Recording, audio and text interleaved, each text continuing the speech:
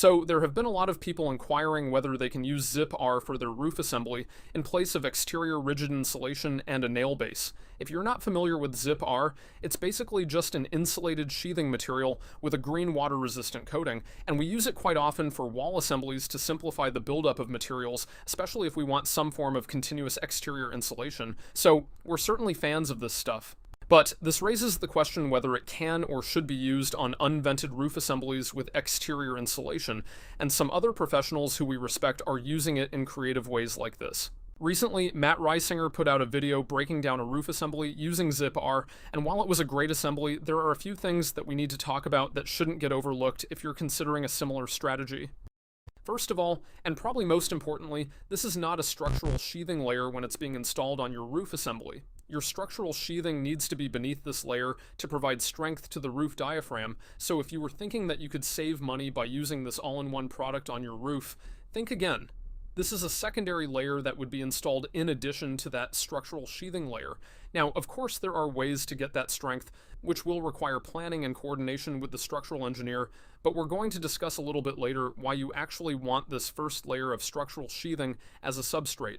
The second reason that we want to be especially careful if you're considering using this technique is that doing this will violate Huber's warranty.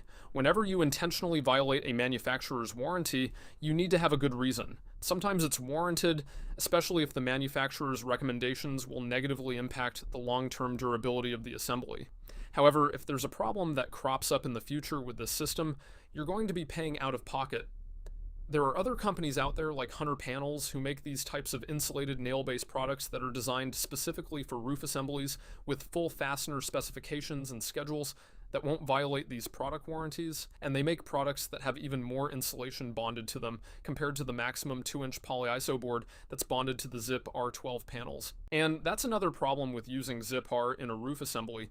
You get a maximum of R12 on the outside of the assembly, which is oftentimes not sufficient for condensation control, especially when we get into the temperate and colder climates. It works fine for regions like Texas and California where the condensation risk is relatively low, but as we get into regions with climates that are colder and that require greater thermal performance, let's say IECC climate zone 4 or higher, we need more exterior insulation for condensation control. This means that you need to bolster the R value of the system with some additional rigid insulation beneath the Zip-R or insulated sheathing product. This is a table of the exterior insulation ratios for condensation control for roof assemblies, and yes, it is a ratio, not a fixed number. The more cavity insulation you have, the more outboard insulation you'll need to account for the fact that the backside of the sheathing is more thermally uncoupled from the interior space and will remain colder. Now, we also need to make sure that we have an air barrier beneath the Zip-R or insulated sheathing panels if it's to be installed in a roof assembly. But isn't Zip-R an air barrier? It can be, but air barrier placement is actually very important in this case. We have to have an air barrier installed between our rigid insulation above and the roof sheathing below, because moisture-laden air from the interior migrates through the seams of the sheathing and rigid insulation and ends up condensing in the upper parts of the assembly, where it can get trapped beneath the impermeable roof covering, and in fact, we have dealt with numerous failures from a lack of an air barrier in these types of assemblies, especially in low-sloped roofs. We recommend a self-adhered membrane for this air barrier, which is basically your standard ice and water shield product, and this will prevent warm, moisture-laden air from migrating into the assembly. The other thing about Zip-R and Zip in general is that we personally don't recommend using it as your primary underlayment on a roof, and in fact, some roofing manufacturers won't warranty their products if they're installed directly over Zip sheathing, so you'll need to install an additional underlayment over the Zip anyways. The coating on the Zip is just a thin layer that is susceptible to mechanical damage, and the integrity of the system relies on the taped seams. When it comes to walls, it's effective because water doesn't hang around for that long, so if there was an imperfection or fishmouth on that tape, it would likely be inconsequential unless it was around a window.